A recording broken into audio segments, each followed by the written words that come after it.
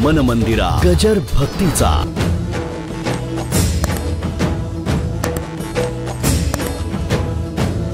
काही काही माणसांना रोग झाल्यानंतर सुद्धा गोड खायला आवडतं.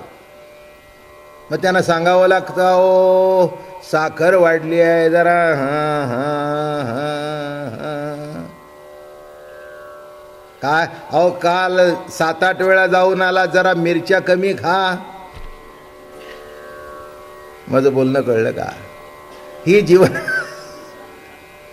माझं बोलणं लक्षात आलं. प्रत्येक गाडी सरळ चालावी लागते. जरा वाकडी गेली की, अहो रस्त्याने चालता चालता डावा पाय उजवा पाय जरा कमी जास्ती पडला की मुरगळलाच. जरा कमी जास्त म्हणजे जाता जाता, आता तुम्ही अनुभवी आहे, मी अनुभवी आहे, जाता जाता 3 इंचाची पायरी दिसली नाही.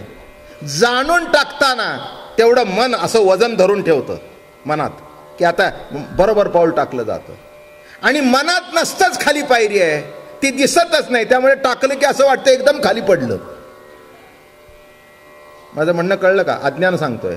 जाणून पाऊल टाकलं की पडत नाही, आणि नेणतेपणाने 3 इंचाची पायरी सुद्धा पाय मोडायला कारणीभूत होते, नाही का? आणि जाणून उडी टाकली 25 फुटावरून तरी काही होत नाही. मी म्हटलं 25 फुटावरून उडी कशी? नाही म्हणाले, बरोबर त्याचा बॅलन्स असा खाली पडतानाच मी माझा, आणि तोच 2 दिवसांनी असा रस्त्यात फुटपाथवर पडला आणि पाय मोडला. मी म्हटलं काल 25 फुटावर उडी मारून, अहो म्हणले महाराज तुम्हाला कसं कळत नाही, जाणून उडी टाकली आणि हे नकळत पडली.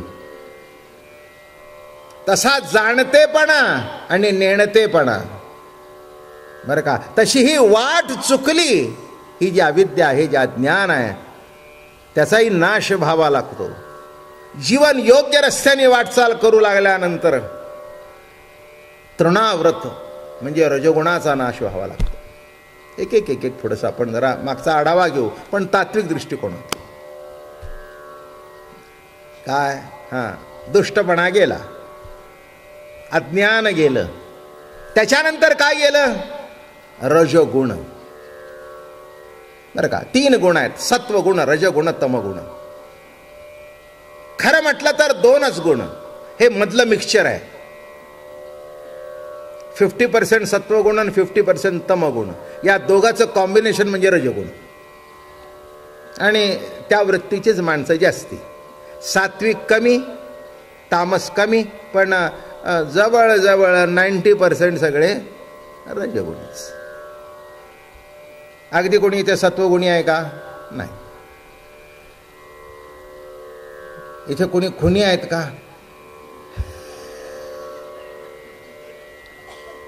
पण रागाच्या भरात करावासा वाटतो, हे आहे ना? काय म्हटलं मी? लक्षात आलं का? एकदम टोकाचं, इथल्याही टोकाचं कोणी नाही, इथल्याही टोकाचं कोणी नाही. तामसी वृत्ती एकदम कोणाची? राग येतो, पण अगदी खून करण्यापर्यंत नाही. राग येतो, पण कुणाचा जीव घेण्यापर्यंत नाही. सत्वगुण एवढा नाही की बा सगळं सोडून दिलंय आणि बाबा महाराजाचे मागे लागलेत. नाही नाही, नका लागू. आहे ते माझं नीट चाललंय ते बिघडून जाईल. आपलं संध्याकाळी 6:45ला जागा पुढची मिळावी म्हणून या, झालं की तुम्ही तुमच्या घरी, मी माझ्या घरी. इथले सगळे माझ्या एकदम प्रेमात पडले, म्हणले आता आम्ही असं ठरवलंय आजपासून प्रवचन झालं की तुमच्या बरोबरच यायचं. नका येऊ, आपण दगडूशेठला सांगू आम्हाला तिथे ठेवून घ्या, जेवायची व्यवस्था करा सगळे. काय अशोकराव, अवघड जाईल हो तुम्हाला सुद्धा. 1 दिवस कराल, 1 दिवस कराल, रोजच करायचं म्हटलं तर 1 दिवस हौशीने करतील. चला बाबा महाराज म्हणले, हो शेवटी असतंच नाही केव्हा तरी जेवण तुमचं मुक्तद्वार. काय ठीक आहे, लक्षात घ्या, सत्वगुण, तमगुण, त्याचं कॉम्बिनेशन रजगुण, आणि ते इथे भरपूर आहे. सगळे आपण त्यातले रजगुणातलेच आहोत, नाही असं काही म्हणता येणार. आपल्यात काही चांगलं आहे, काही वाईट आहे, काही खरं आहे, काही खोटं आहे. आहे का नाही? नाही म्हणायची गरज नाही. कदाचित खरं जास्ती असेल, खोटं थोडं असेल, पण आहे एवढं खरं. काय? भाजी जास्ती असेल, तिखट कमी असेल, नाही तिखट कमीच असावं. तिखटात भाजी घालू नये, भाजीत तिखट घालावं. काय म्हणजे या दोन कॉम्बिनेशन तुम्ही बघा, म्हणजे तुमच्या लक्षात येईल की इथे जी सगळा रजोगुणी समाज आहे, पण शेवटी असा आहे, कृष्ण भगवंतापर्यंत पोचायचा असेल तर तो रजगुण सुद्धा नको आहे. आपण टॉपचा रासक्रीडा सांगायची आहे, म्हणजे एक एक मागे पडत गेलं पाहिजे. आळंदी जरी सत्य आहे तरी पंढरपूरला पोचण्याकरता पहिल्या मुक्कामाला आळंदी मागेच पडायला पाहिजे. माझं बोलणं कळलं का? आता याच्यातून तत्वज्ञान सांगतो. आळंदी हे संतभूमी आहे, सात्विक आहे, पण पांडुरंगापर्यंत पोचण्याकरता तो सत्वगुण तीर्थ सुद्धा मागे पडायला पाहिजे. सगळंच मागे पडायला पाहिजे. सत्वगुण, रजगुण, तमगुण सगळे गुण मागे पडायला पाहिजे, तेव्हा प्रभू भेटेल.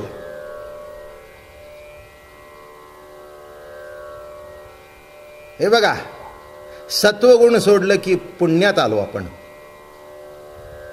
अरे हसा की, नाही कळलं तुम्हाला? अहो आळंदी सोडली की पुण्याचाच मुक्काम आहे ना. असं काय करता तुम्ही? कमाल झाली बाबा. तुम्ही काय माझं 15 वर्ष ऐकताय का? खरंच ऐकताय का? काय म्हटलं? सत्वगुणाची आळंदी सुटली की कुठच्या भूमीत आलो? पुण्यभूमी. अलंकापुरी. पुढचं म्हणावं, पुण्यभूमी पवित्र. अलंकापुराला जोडून कोणची आली? पण नीट लक्षात ठेवा, त्या पुण्यभूमीत राहून सुद्धा अहंकार होईल. हे जरा पुढे सारखा. सासवड काकांच्या भूमिकेत, मग जरा थोडं जेजुरी, अधूनमधून जरा कपाळ पिवळं करा, जरा मुरळी असू द्या. काय वाईट असेल तर वाईट आहे, देवाची नावाने सोडली ती मुरळी आहे. मग हे सोडल्यानंतर सगळं बरड आहे. मग पुन्हा नातं पुत आलं.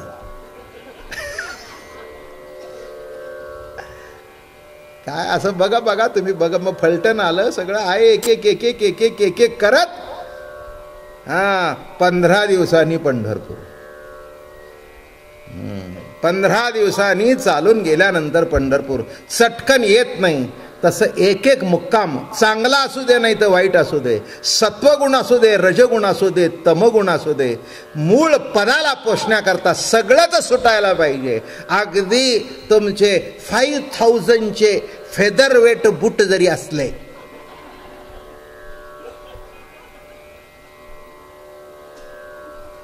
काय हो सध्या बूट सुद्धा 5-5 हजार, 10-10 हजार लाईट वेट. ते जरी असलं तरी मंदिरात जाताना बाहेर काढून ठेव. एक म्हणला चोरून नेलं तर म्हणतं डोक्यावर घेऊन जा. आता याच्यापेक्षा मी काही दुसरं सुचवणार का? तुझे बूट काही दुसरं कोणी डोक्यावर घेणार नाही, बायको सुद्धा नाही. तुम्ही ऐकलं का हो? आता मला सांगा, किती जरी असलं चांगलं, काय म्हटलं मी, बूट किती जरी चांगला असला तरी तो बूटच आहे. तसं गुण कोणचा जरी असला तरी तो वाईटच आहे. मूळ पदाच्या ठिकाणी हे त्रयधर्मा कारण, आता माते जाणून तू काही नेण सुखे आवशी. सत्वगुण, रजगुण, तमगुण हे सगळे बाजूला सोड आणि गुणातीत आहे मी. मी कसा आहे? मी कसा आहे? गुणातीत आहे.